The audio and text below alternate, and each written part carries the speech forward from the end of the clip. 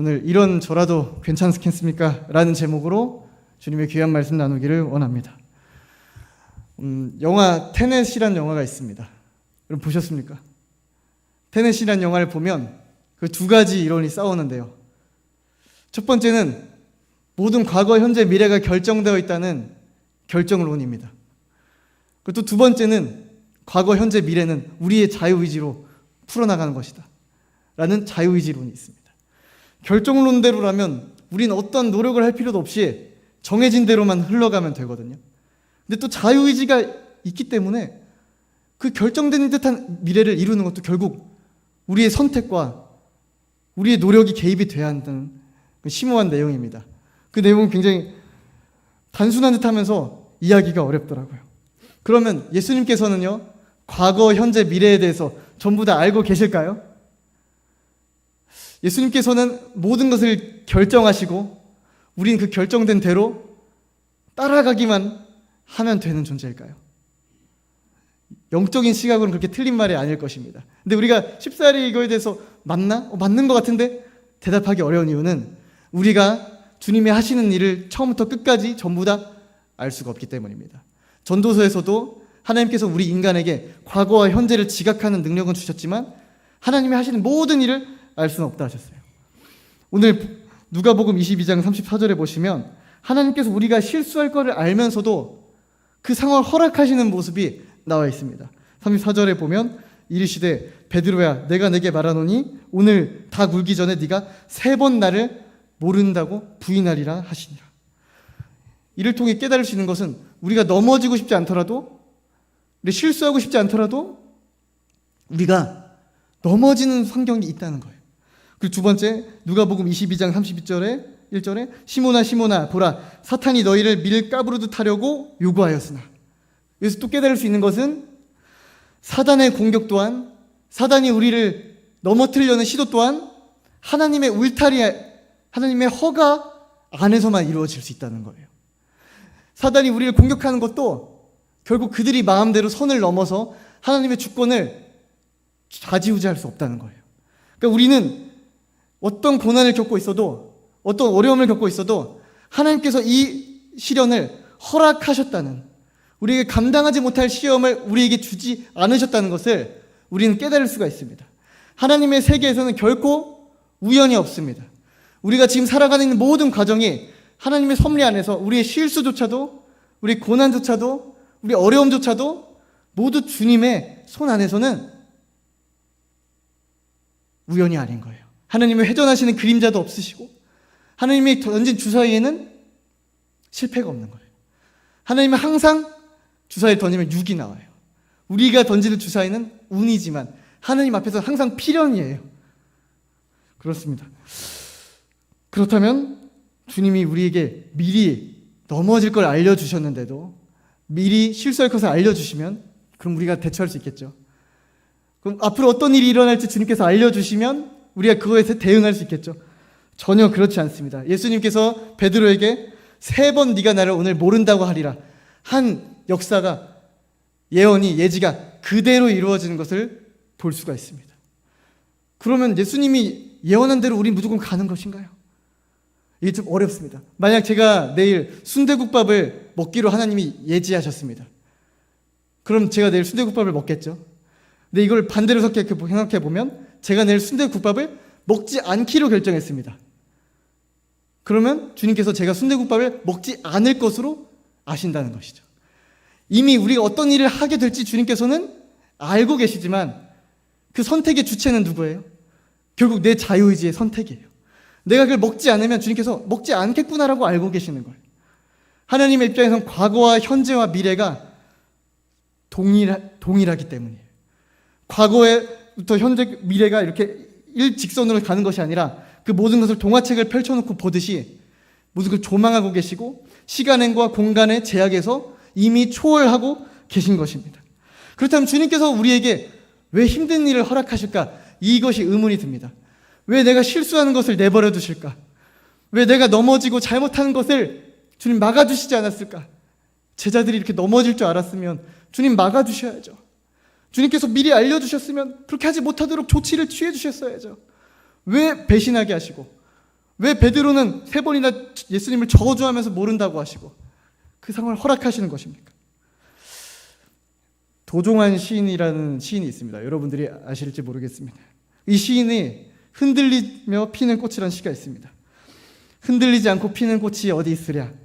이 세상 그 어떤 아름다운 꽃들도 다 흔들리면서 피었나니, 흔들리면서 줄기를 곧게 세웠나니 흔들리지 않고 가는 사랑이 어디 있으랴. 그렇습니다. 우리에게 흔들림을 허락하신다는 것은 우리가 영원히 흔들리지 않게 하기 위해서 지금의 고난을 주님께서 허락하신다는 것입니다. 배우 덴젤 워싱턴이라는 사람이 있습니다. 그는 크리스천인데요. 그가 펜실베니아 대학교에서 졸업식 연설을 할 때가 있었습니다. 그가 하는 말이 이렇습니다. 여러분, 앞으로 넘어지십시오. 제 커리어 초기에 브로드웨이 뮤지컬에 갈 때 저는 오디션을 본 적이 있습니다. 뮤지컬이기 때문에 저는 열심히 연습했습니다. 그리고 이 역할이 저에게 딱 맞는 역할이라고 생각했습니다. 그러나 저는 노래를 그렇게 잘 부르지 못했습니다. 그리고 제 오디션에 옆자리 있던 사람이 파바로티처럼 노래를 너무 잘 부르기 시작했습니다. 그래서 저는 결국 떨어졌어요. 그러나 저는 포기하지 않았습니다. 저는 다시 기도했고 다시 다음 오디션을 받고 또 기도하고 또 시도했습니다. 간절히 기도하고 간절히 기도했습니다. 그러나 계속 실패했습니다. 그리고 저는 작년에 브로드웨이에서 결국 무대에 섰습니다. 놀라운 점은 30년 전 낙제했던 그 바로 오디션이었던 것입니다. 토마스 에디슨은 1000번의 실험에서 실패했습니다. 왜냐하면 1001번째 실험에서 전구를 발명했기 때문이죠. 저는 알게 되었습니다. 위험을 감수하지 않으면 가치 있는 것을 아무것도 얻지 못한다는 것을요. 만약 당신이 실패하지 않았다면 당신은 시도조차 하지 않았던 것입니다. 당신이 가져본 적이 없는 것을 가지려면 결코 해본 적이 없는 일에 도전해야만 합니다. 따라서 여러분, 앞으로 넘어지십시오. 그러면 우리는 어떻게 해야 될까요? 우리는 그리스도 안에서 앞으로 도전을 해야 되는 것입니다. 십자가를 지고 그리스도 안에서 결코 포기하지 않고 도전해야 된다는 거예요. 할 수 있거든이 무슨 말이냐? 믿는 자에겐 능하지 못하심이 없는 이라 하시니라. 마가복음 9장 29절 말씀처럼, 주님, 내가 이걸 어떻게 해요? 주님, 여기서 저는 한계예요. 저는 이런 일을 할 수가 없어요. 라고 하기에는 주님께서는 이렇게 말씀하시는 거예요. 아니야, 너는 할 수 있어. 넘어지더라도 앞으로 넘어져. 그럼 네가 어디서부터 넘어졌는지 볼 수 있고 넘어진 만큼 앞으로 전진할 수 있어. 주님께서 우리에게 흔들림을 허락하시는 이유는 우리가 앞으로 넘어지더라도 주님과 그만큼 더 가까워질 수 있기 때문입니다. 그리고 주님을 통해서 우리는 나의 연약함과 내 실수를 통해 겸손을 배울 수 있기 때문입니다. 그래서 우리의 실패는, 우리의 모든 좌절의 순간은, 우리의 모든 연약함의 순간은 때로는 하나님의 도구가 되어집니다. 모든 것에 전제가 있어요. 이 전제는 우리가 그리스도 안에 있을 때 모든 것이 합력하여 선을 이루게 된다는 뜻입니다. 제자들도 실패했습니다. 제자들도 본인들이 주님을 끝까지 따를 수 있을 거라 확신했습니다. 그리고 주님을 다 버렸어요. 다 버린 다음에 그들은 깨달았을 거예요.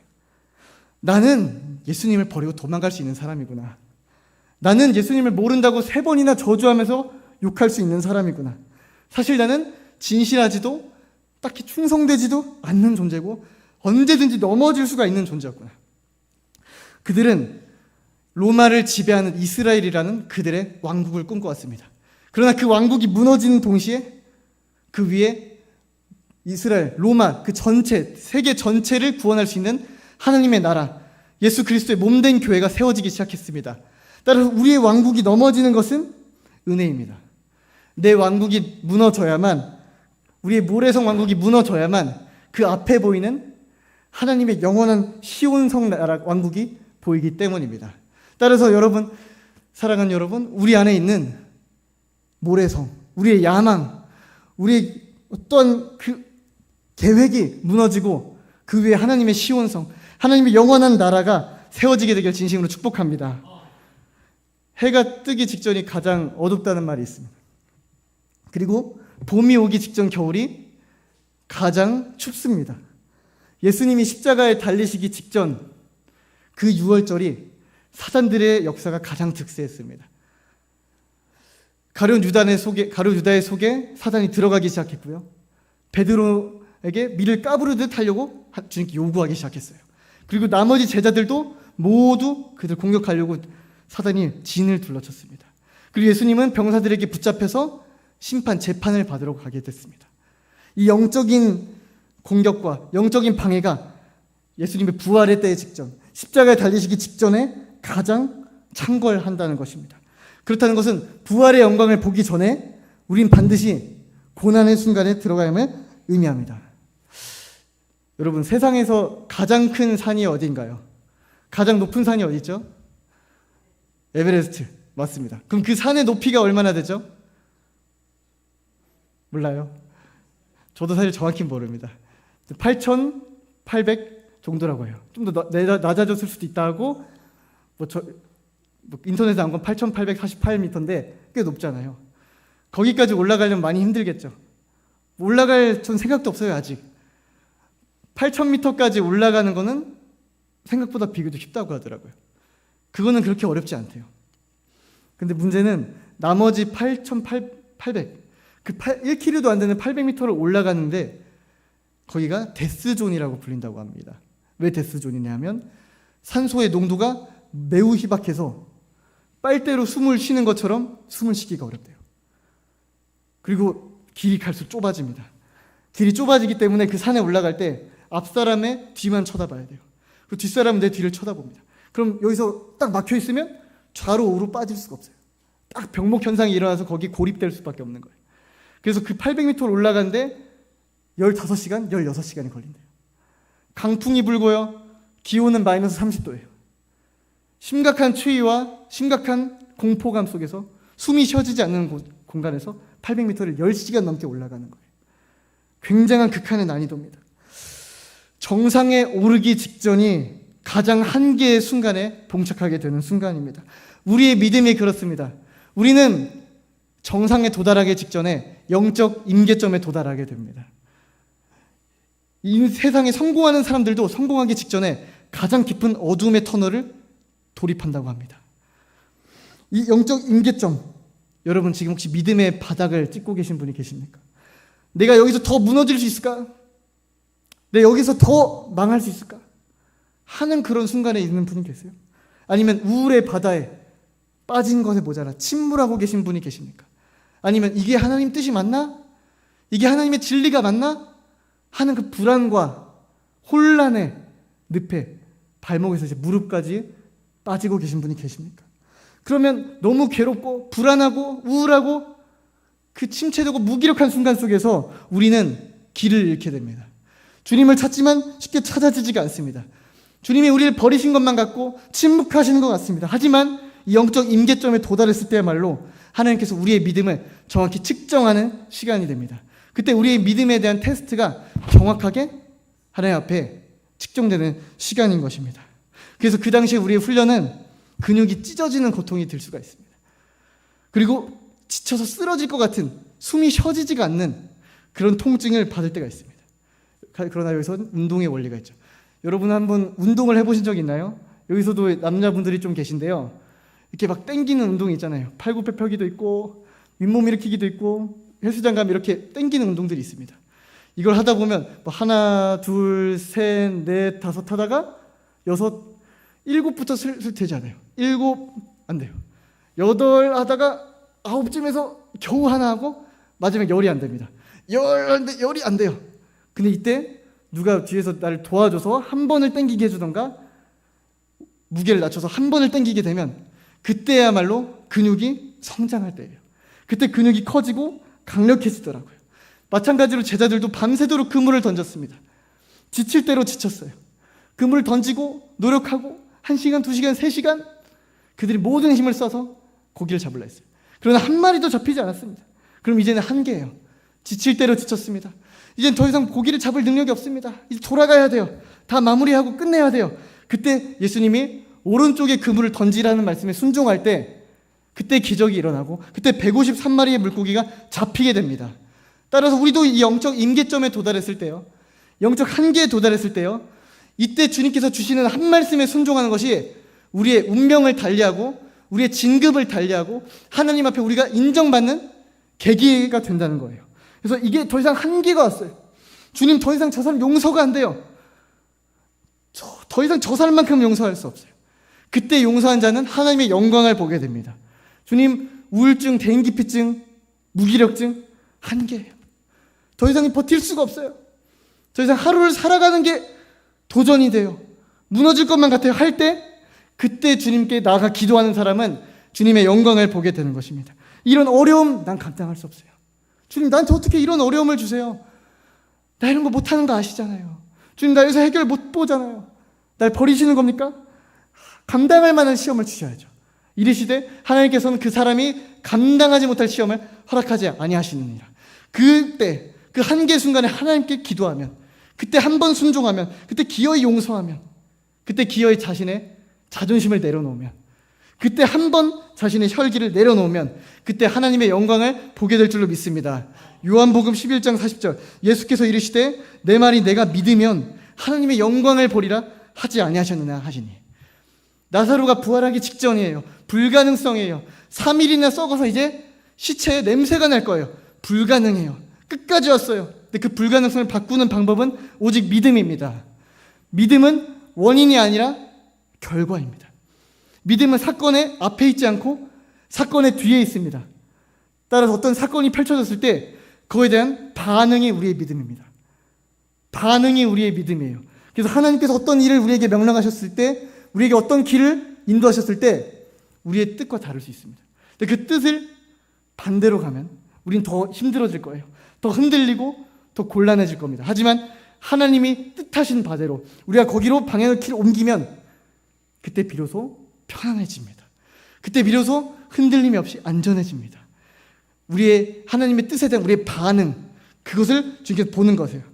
그렇기 때문에 우리가 그때 한계 임계점에 도달했을 때 하나님 앞에 기도하기 시작하면, 하나님 앞에 자신을 내려놓기 시작하면, 순종하기로 결단하기 시작하면 그 한계점에 돌파가 일어납니다. 그러면 새로운 방향으로 주님 길을 열어주시기 시작해요. 그리고 상황을 역전시켜 주시기 시작합니다. 억울함을 풀어주십니다. 그리고 극복하게 도와주세요.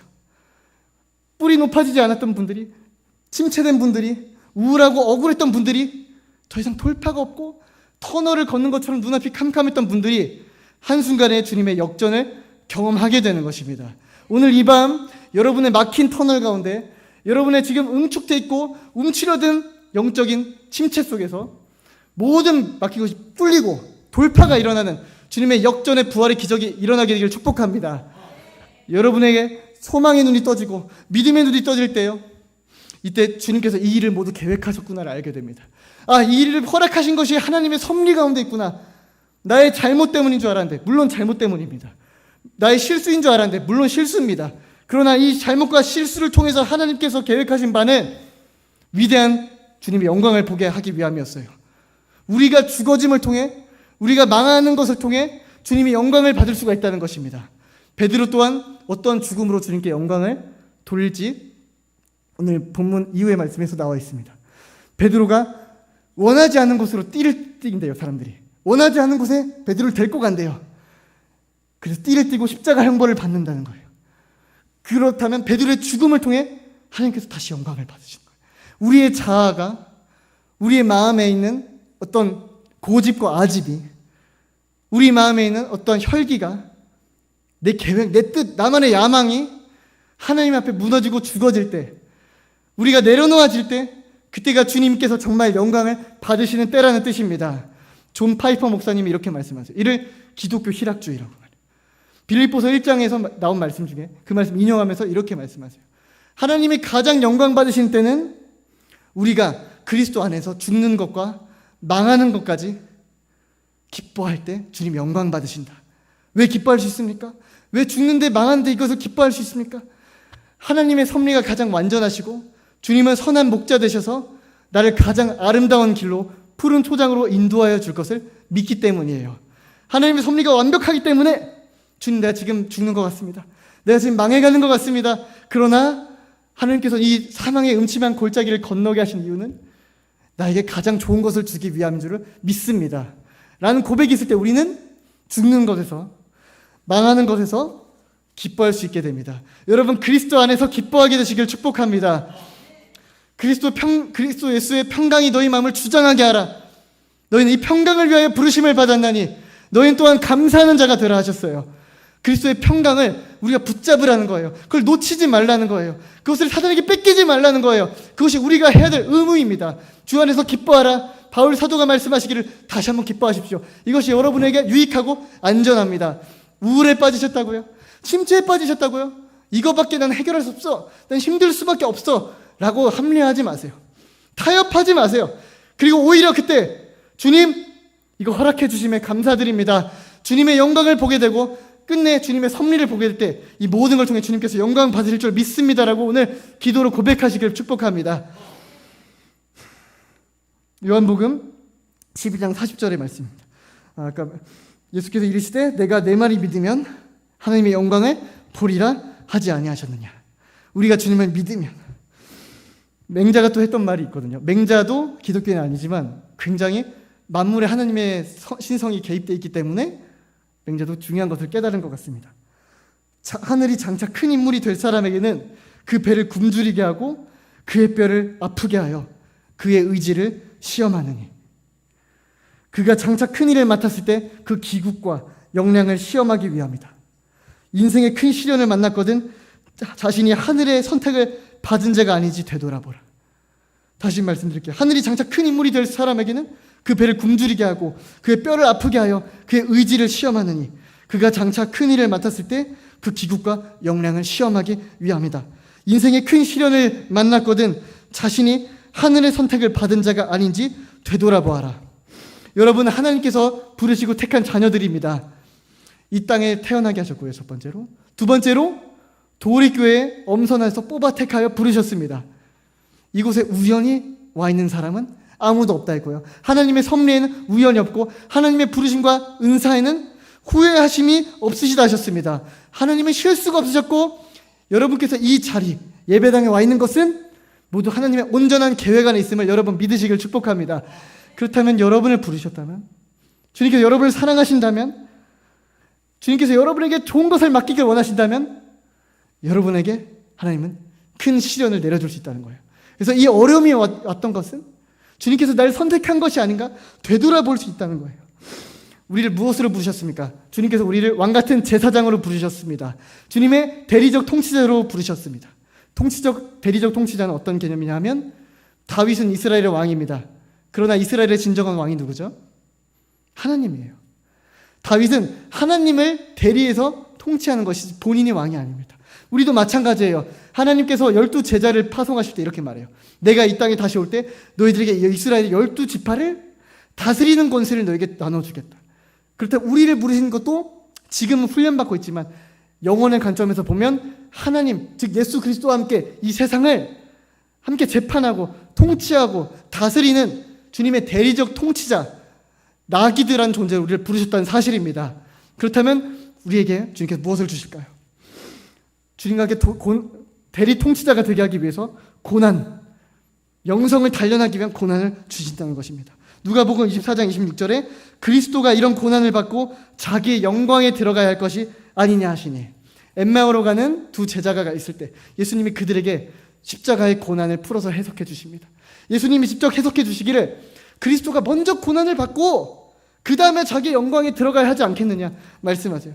따라서 마찬가지로 우리들도 고난이 있어야 우리에게 영광이 있습니다. 죽음이 있어야 우리에겐 부활에 동참할 수 있습니다. 따라서 여러분들이 정말 지금 어떠한 시험에 있든지 어떠한 침체에 있든지 어떠한 실패와 좌절, 문제 가운데 있든지 이것을 이렇게 한번 해석해 보셨으면 좋겠어요. 도대체 나에게 얼마나 큰 진급이 있으려고, 나에게 얼마나 큰 영적인 성장이 있으려고, 우리 교회에 도대체 얼마나 큰 영적인 부흥의 대폭발이 있으려고 이렇게 우리에게 시련이 닥치고 귀신들이 이렇게 득세하고 우리를 넘어뜨리려는 상황의 한계들이 이렇게 봉착할까? 오히려 여러분 역전하시고 여러분에게 상상하지도 못할 복을 주시고 여러분의 뿔을 높여주실 하나님 아버지의 섭리를 기대하시길 축복합니다. 여러분의 시련과 아픔과 고난을 통해서 여러분 마음에 사명을 부여하셨을 거예요. 상처받은 치유자. 청소년기 사이에 불량한 일을 했던 사역자들은요, 나중에 청소년들에게 가서 복음을 전하는 통로로 삼습니다. 미혼모 가정에서 미혼모로서 살면서 고난을 겪고 문제 상황에서 주님을 붙잡은 사람들은요, 일어나서 미혼모 사역에 주님의 큰 주역으로 사용하십니다. 노인으로서 주님을 붙잡은 분은 노인 사역에 쓰임받습니다. 여러분들이 어떤 아픔을 겪으셨는지 스스로 한번 되돌아보세요. 내가 어떤 아픔을 겪었었지? 내가 어느 부분에서 크게 무너졌었지? 내가 어디서 그렇게 문제가 심했었지? 이 모든 과정을 주님께서 퍼즐 조각처럼 재조립하시고 조각하셔서 끝내 큰 그림, 청사진을 만드실 거예요. 그리고 여러분을 통해 상처받은 치유자, 결함이 있지만 예수 그리스도로 그 결함이 모두 채워져서 주님의 형상을 닮아 주님의 향기를 내뿜는 주님의 대리적 통치자로 주님께서 여러분을 파송하실 것입니다. 이를 믿으시고 여러분 그 아픔 가운데서 주님을 바라보시고 다시 한번 일어나게 되기를 소망합니다. 오늘 본문에서 예수님께서 베드로에게 물어보시는 것이 있습니다. 딱 한 가지를 주님께서 확인하시기를 원하십니다. 그건 바로 네가 나를 배신했지만 너가 3번이나 나를 저주하면서 즉 직역하면 욕을 하면서 나를 모른다 했지만 그럼에도 불구하고 너가 나를 사랑하느냐? 베드로는 처음에 당황합니다. 2번째 물어봅니다. 당황합니다. 3번째 물어봅니다. 3번째 물어보니까 17절 말씀을 보면 베드로가 근심하여 이르되 주님 모든 것을 아시오니 내가 주님을 사랑한 줄 주님께서 아시나이다. 그렇다면 여러분 지금 망해가고 있는 것 같습니까? 무너지고 있는 것 같습니까? 하나님의 은혜에, 하나님의 기적에, 하나님의 섭리에 따라가기 너무나 모자라고 자격 미달인 것 같습니까? 베드로는 분명 자격 미달이라고 생각했어요. 나는 아니겠지. 난 이제 끝났구나. 예수님이 나랑 같이 일 안 하시겠지. 이런 순간들이 반드시 찾아오게 됩니다. 여러분이 혹시 그 순간에 있고 나는 실패했다고 느끼시나요? 나는 이미 망했다고 느끼십니까? 더 이상 주님을 따라 동행하기에는 빵점이고 어떠한 고개 들 면목이 없다고 느끼십니까? 그때 예수님께서 여러분을 찾아가서 이걸 물어보실 거예요. 제 이름을 붙여서 말하면 순호야, 네가 그럼에도 불구하고 그렇지만 너가 나를 사랑하느냐? 그리고 여러분의 이름을 넣어서 말할 거예요. 김땡땡아, 박땡땡아, 이땡땡아, 나땡땡아, 노땡땡아, 이땡땡아. 여러분 이름을 넣어서 순호야, 네가 나를 사랑하느냐? 네가 나를 사랑하느냐? 네가 나를 사랑하느냐? 네, 주님. 주님께서 내가 주님 사랑하신 줄을 잘 아십니다. 저 자격 미달인 거 알고 있어요. 저 주님을 배신했습니다. 주님께 순종하지 못했습니다. 믿음 부족하고요. 기도하지 않았고요. 철저하게 순종하지 못했고요. 자격 없는 거 너무나 잘 알고 있습니다. 얼마나 부족한지 저만 아는 게 아니라 다 알아요. 이 사람이 얼마나 주님께 쓰임받을 자격이 없는지 12제자가 어떤 실패를 했는지 성경에 박제돼서 다 알아요. 저도 마찬가지예요. 저의 과거, 저의 잘못, 저의 실수 모두가 다 알아요. 그리고 저도 알고 주님께서도 아세요. 나야말로 정말 쓸모없는 존재고 나야말로 자격 미달이고 나야말로 빵점이에요. 그렇지만 주님께서 말씀하세요. 피투성이어도 살아있으라. 피투성이어도 망했어도 꼬꾸라졌어도 망해가는 것 같아도 살아있으라. 우리는 망해가는 것 같으나 흥하는 자요, 무명한 자 같으나 가장 유명한 자요, 죽어가는 것 같으나 우리는 보라 예수 그리스도와 함께 부활의 새 생명을 얻었노라 하신 말씀을 믿으시길 축복합니다. 그리고 여러분께 주님께서 물어보실 거예요. 딱 한 가지만 합격하시면 돼요. 자격 미달이라고요? 스펙 필요 없어요. 여러분의 믿음 부족할 수 있어요. 여러분의 실력 세상 사람들이 훨씬 뛰어나요. 세상 사람들이 우리보단 적어도 스펙이나 실력은 훨씬 뛰어나요. 정말로요.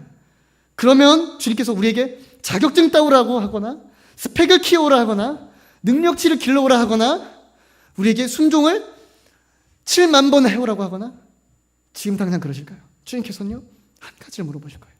네가 그래도 나를 사랑하느냐? 그 진심 한 가지만 있으면 돼요.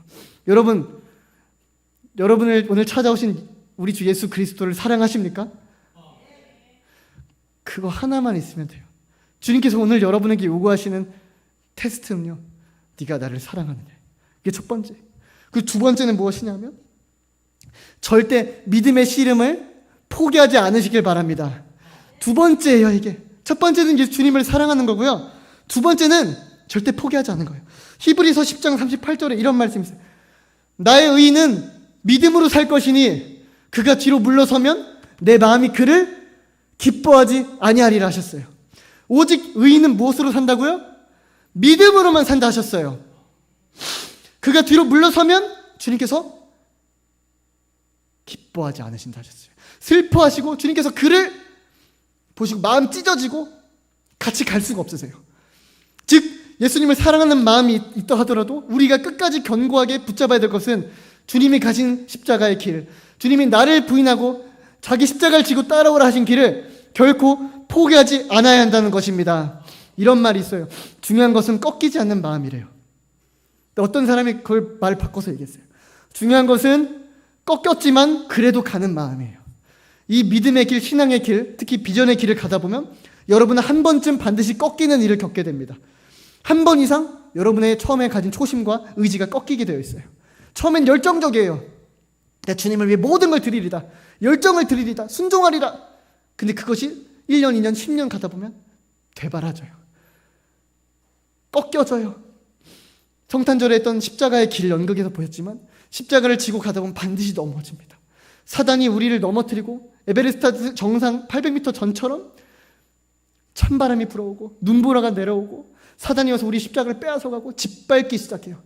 우리는 반드시 넘어질 수밖에 없는 존재입니다. 그러나 주님께서 그때 우리가 포기하지 않고 있으면, 넘어진 그 자리에서 주님을 기다리고만 있으면 주님께서 여러분을 일으켜 세워주실 것입니다. 나의 영혼아, 어찌하여 네가 낙심하느냐? 어찌하여 네가 불안해하는가? 너는 오직 내 하나님께 소망을 두라. 그가 나타나 도우심으로 말미암아 내가 여전히 주님을 찬송하리로다. 과거에도 그랬지만 주님을 바랬을 때, 주님께 소망을 두었을 때, 과거뿐만 아니라 지금도 앞으로도 여전히 우리가 주님으로 말미암아 넉넉히 만족하리라. 넉넉히 찬송하리다. 여전히 주님을 찬송하고 주님과 동행하리다. 여러분, 주님께 소망을 두십시오. 지금 영적 유월절을 지나고 있는 기간입니다. 모든 가정, 모든 자녀, 모든 경제, 모든 인간관계 다 흐트러질 수 있고 다 무너질 수 있는 시기입니다. 여러분, 이것을요 당연하게 받아들이시고요. 지금 시기는 여리고성을 7바퀴 도는 시기이기 때문에 7배는 더 어려울 수 있다는 것을 유념하시고요. 나는 그럼 탈락인가 봐. 난 자격 미달인가 봐. 안 되겠지? 그러니까 아니에요. 주님께서 오늘 말씀하십니다. 내가 너를 반드시 사용하겠노라라고 말씀하십니다. 넘어져 있는 너를 오늘 다시 일으켜 세울 새 믿음을 주기를 원하노라 말씀하십니다. 지금까지 넘어졌다고요. 지금까지 죄지었다고요. 주님께서는 오늘 새로운 기적으로 여러분을 진입시키길 원하십니다. 이 믿음의 때, 비전의 때, 하나님이 열실 그 기적의 때가 열리기 직전입니다. 그 문 앞에서, 에베레스트 정상 앞에서 주저하지 마세요. 더 이상 재고 따지지 마세요. 오늘 내가 할 수 있는 주님께 순수한 마음을 드리시고요. 주님께 오늘 우리가 드릴 수 있는 순수한 기도와 순수한 순종을 드리시고요. 잘못된 것이 있다면 오늘 다시 회개하신 역사가 있기를 축복합니다. 그래서 주님과 함께, 주님 나 너무 죄송해요. 나 자격 미달인 거 알아요. 하지만 주님께서 보시는 것은 그럼에도 불구하고 죄송하다면서 일어나는 마음. 그래도 난 이 도우리교회를 포기할 수 없습니다. 나 여기서 죽을 겁니다. 주님의 뜻과 주님의 사역과 주님의 섭리 안에 다 머물겠습니다. 밖에서의 첫날보다 주님의 전날에서 하루가 좋사오니 내가 영원히 주님의 전에 거하겠나이다 라고 고백하신 여러분에게 주님 뿔을 높여주시고 여러분이 상상하지도 못할 복을 이번 연도 부어주실 줄 믿으시길 축복합니다. 하나님께서 여러분을 기다리고 계셨고 여러분들이 하나님을 기다릴 때 그때 주님의 때는 곧 옵니다. 주님의 때는 반드시 옵니다. 주님이 약속하시고 언약하신 때는 느려 보이지만 더디지만 반드시 옵니다. 그 언약의 때, 약속의 때, 기적의 때, 부흥의 때 모두 믿음을 지키시고 선한 싸움을 싸우시고 악한 귀신들을 예수님의 이름으로 불화살로 무찌르시고 승리하신 다음에 주님과 함께 넉넉히 이기시고 주님의 상급에 진입하시기를 예수님의 이름으로 축복합니다. 기도하시겠습니다.